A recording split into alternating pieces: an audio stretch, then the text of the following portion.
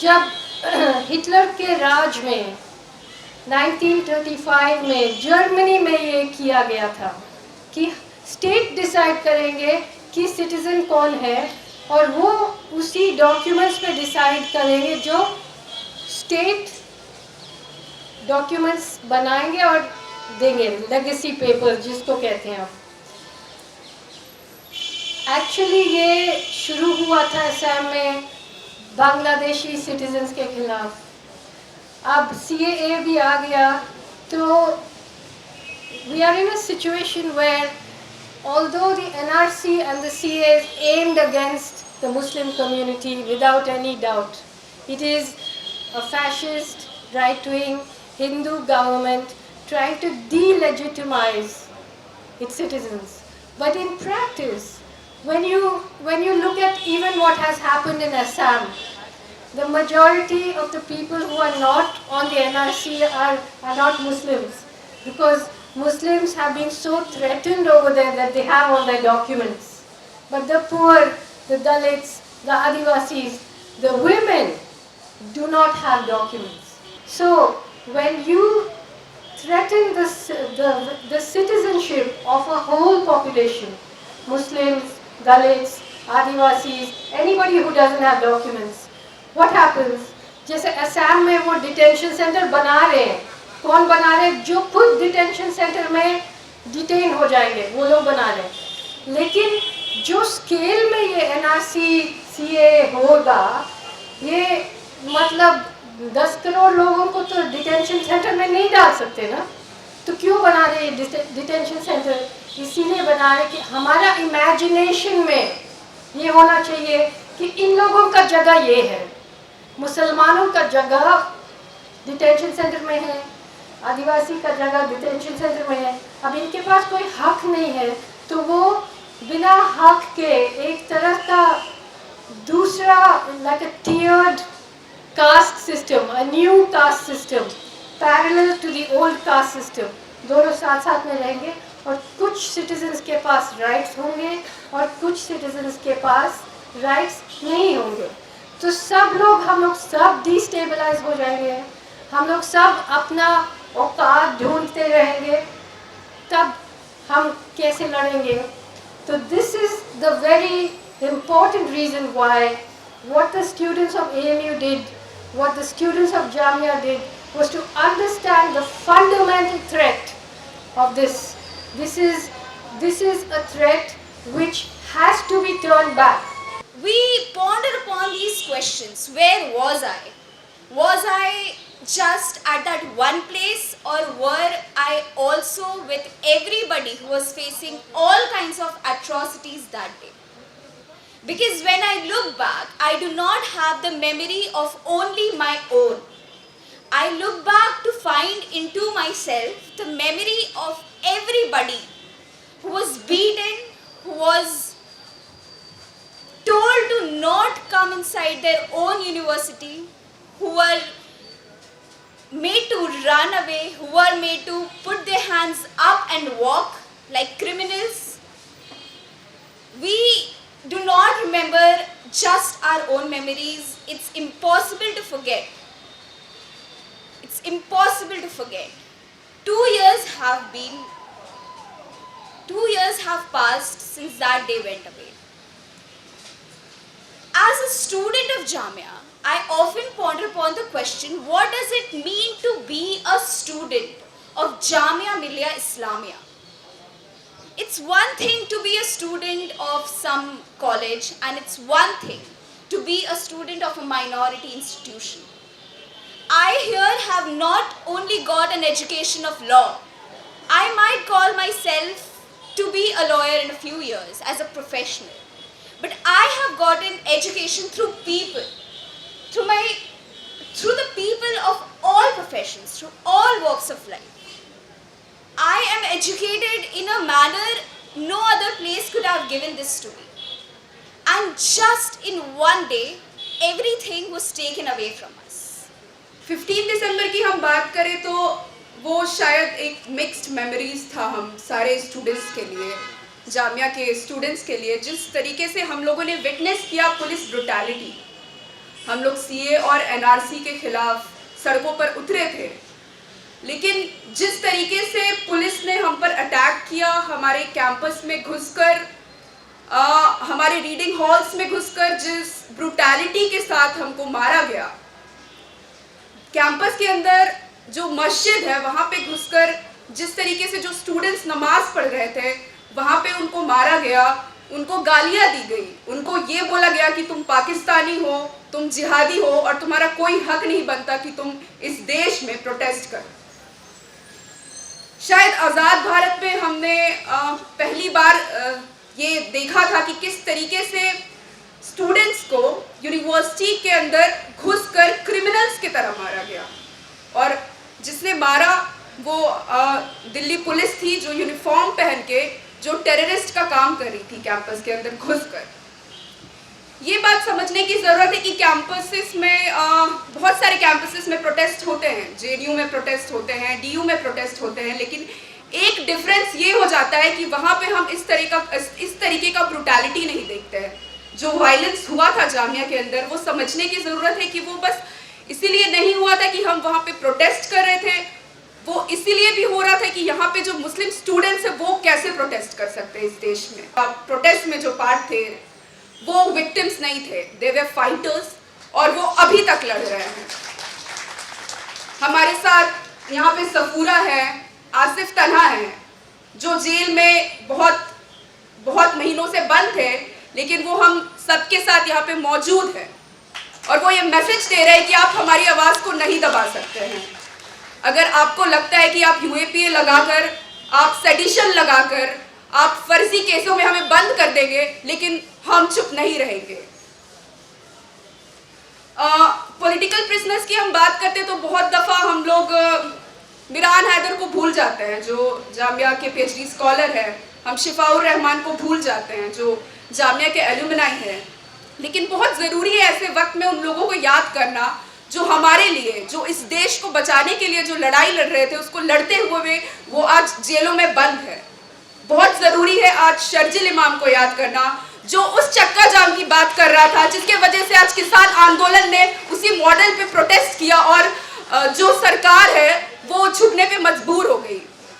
बहुत ज़रूरी है आज उमर खालिद को याद करना जो गांधी की बात करते थे, जो कॉन्स्टिट्यूशन को हाथ में लेकर वो जंतर मंतर पे प्रोटेस्ट करते थे और आज वो जेलों के अंदर बंद है। मैं स्टेज से उन महिलाओं को सलाम करती हूँ, शाहीन बाग की दादियों को सलाम करती हूँ जो प्रोटेस्ट 15 को जो अटैक हुआ था उसके अगले ही दिन वो वहाँ पे बैठ गई और उन्होंने ये बोला कि जब तक ये कानून वापस नहीं होगा हम नहीं उठेंगे। अलीगढ़ में भी जैसा जामिया में हो रहा था, 10 तारीख से प्रोटेस्ट शुरू हो चुका था and huge protests were happening. On 13th actually 10,000 students had turned up for a protest and they were regularly happening at the university's main gate completely peacefully. There was no incidents of violence. 15 की रात में जैसे ही जामिया के violence की खबरें आने लगी तो लाइब्रेरी कैंटीन से यूनिवर्सिटी गेट तक जो यूजुअल प्रोटेस्ट रूट और प्रोटेस्ट साइट है, as happens in our rituals of protest and democracy, उस यूजुअल रूट से सॉलिडारिटी शो करने के लिए स्टूडेंट्स निकले। बट उस दिन यूनिवर्सिटी सर्कल जो गेट से मुश्किल से 1 किलोमीटर दूर है, उस पे भारी आरएएफ का एक कंटिंजेंट मौजूद था। Unbelievable numbers of these blue uniformed riot control police who actually many students said that were actively jeering the students and daring them to step out of the gate. And as a few groups of students went out of the gate during the protest, suddenly water cannons शुरू हुए, tear gas, लाठी charge, and within half an hour 8 बजे तक एक full blown लाठी charge हो चुका था। Of course लाठी चार्ज के force में students dispersed, but the RAF barged into the campus. It not just came into the campus, it chased the students. वो गए गेस्ट हाउस के अंदर हॉल में और बाथरूम में जाके उन्होंने दरवाजे तोड़े, स्टूडेंट्स को निकाला। वहाँ पे एक पॉइंट पे एक्चुअली गेट से आप आधा किलोमीटर दूर जाएंगे, एक चौराहा है, वहाँ कुछ स्टूडेंट्स जो ब्रूटैलिटी थी पुलिस की उसे देख के सफ़ेद रुमाल हिलाने लगे और बोलने लगे कि हम सरेंडर कर रहे हैं, हम जा रहे हैं, आप प्लीज़ हमें छोड़ दीजिए। उसके बाद भी पुलिस ने उन्हें चेज़ किया और चेज़ करके एक हॉस्टल है मॉरिसन कोर्ट का, उसमें a lot of incidents happened, but वो जो incident है आपके सामने बताना बहुत ज़रूरी है. उस हॉस्टल में पुलिस को देख के ज़ाहिर है बच्चे अपने कमरों में छुप गए. उसके अंदर एक रूम नंबर 46 है जहाँ 3 स्टूडेंट्स पनाह ले रहे थे. आरएएफ के ऑफिसर्स अंदर घुसे, उन्होंने पहले दरवाज़ा पीटा, फिर उसके खिड़की में छेद किया और उस बंद कमरे में टीयर गैस शेल फायर किया. ऑफ कोर्स वो स्टूडेंट्स मतलब एस्फिक्सिएट हुए, कमरे में आग लग गई और जैसे ही वो बाहर निकले उनको पीटना शुरू किया. उसमें से एक स्टूडेंट कश्मीरी था, उसे बाहर ले जाके उन्होंने पेड़ से बांधा और पेड़ से बांध के मारना शुरू किया. I just wanted to remember some words from Khurram Parvez, that brave Kashmiri who's another person that's in jail in the name of our security. And Khurram says, we believe that memory is the most important tool which the oppressed people have. Oppressors want us to have amnesia, that we forget everything. The only potent weapon we have as a weak and oppressed people is memory. Our memory will always help us to sustain the struggle against injustice. जो कुछ भी 13 और 15 दिसंबर 2019 को जामिया और आसपास के इलाकों में हुआ, जो पुलिस वायलेंस और पुलिस ब्रूटैलिटीज़ अनलीश करी गई लोगों पर, चाहे वो स्टूडेंट्स हों, स्टाफ हों, जामिया के गार्ड्स हैं, वर्कर्स हैं, आसपास के रेजिडेंट्स हैं, सबके ऊपर पुलिस ने unleashed unauthorized and excessive force.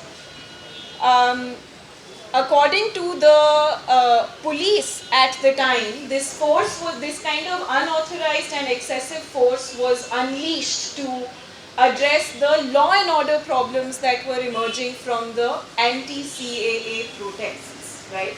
तो शुरुआत में उनका ये कहना था कि ये law and order problems create कर रहे थे एंटी सीएए प्रोटेस्ट, पर जैसे कि हम सब जानते हैं 2020 जब तक पहुंचता है ये लॉ एंड ऑर्डर प्रॉब्लम को टेरर कॉन्स्पिरेसी घोषित किया जाता है, चाहे वो एफआईआर्स हों दंगों के या चार्जशीट्स हों. And our fact-finding report actually clearly states that the kind of violence that was unleashed was not to control the law and order challenges, but was intended to maim, terrorize and inflict maximum harm on the people in Jamia and neighboring areas. The indiscriminate use of lathis, of tear gas, of stun grenades, and on 15th December even bullets were fired on people on Mathura Road. 2 people reported bullet injuries, whereas a number of others showed up in hospitals with wounds that are common to the use of rubber bullets, right? So the nature of weapons that were used, the kind of injuries that people suffered, which were fractures, very serious fractures, and attacks on the head, on the face and the torso, which indicate the intention or the motive with which force was used against students and other protesters. And I am witness to the fact of what happened to Jamia. दिसंबर 15 की रात को मैं बहुत briefly आपको बताऊंगी, जब हम बहुत से लोगों, दिल्ली में बहुत से अनगिनत लोगों को फोन कॉल आने लगे कि जामिया में हंगामा हो गया है, बच्चों को पीटा जा रहा है. हम लोग पुलिस थाने गए, बहुत से लोग आईटीओ गए, बहुत से लोग Kalkaji police station, new friends colony police station. और जो मैंने उस रात देखा, हम में से कम 50-100 लोग धीरे धीरे बच्चे अंदर, एक थाने में 28 बच्चे, न्यू फ्रेंड्स कॉलोनी में हम गए उस वक्त 16 बच्चे. और मांग हमारी क्या थी, और मैं तो कोई भी नहीं, मैं तो बतौर एक एक्टिविस्ट वहां पर थी. जो बच्चे अंदर घसीट करके ले गए थे, उनके माँ, उनके बाप, उनके भाई, उनके बहन बाहर पुलिस से गुहार लगा रहे थे, गिड़गिड़ा रहे थे, प्लीज बता दीजिए, नाम बता दीजिए, आपने किसको डिटेन किया है. क्या मेरा भाई अंदर है, क्या कोई जख्मी हालत में है. These were citizens of India merely asking the police to let us know who you have detained. Why is the door of the gate of the police station shut? And they got nothing.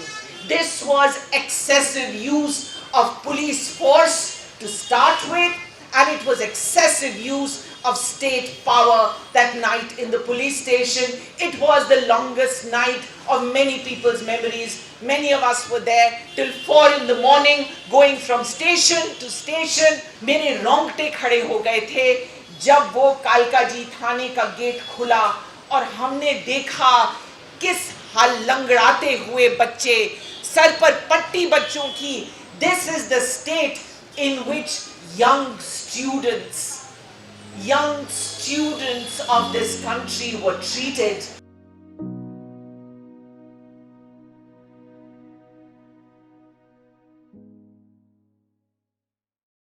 Get a sneak peek of exclusive content before everyone else for channel members only.